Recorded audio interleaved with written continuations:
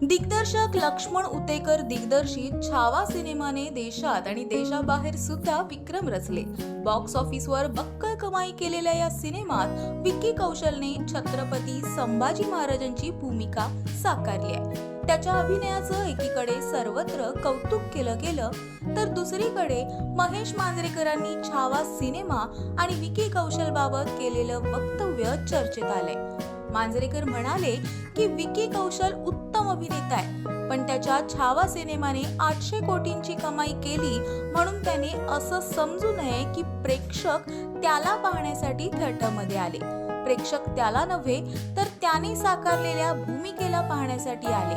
जर प्रेक्षक त्याला पाहण्यासाठी आले असते तर विक्कीचे आधीचे 5 सिनेमे सुद्धा हिट झाले असते. अभिनेता म्हणून विक्की उत्तमच आहे, पण ज्यावेळी अभिनेत्याला असं वाटतं की तो प्रेक्षक घेऊन येतोय त्यावेळी अभिनेता संपतो असं माझं मत आहे.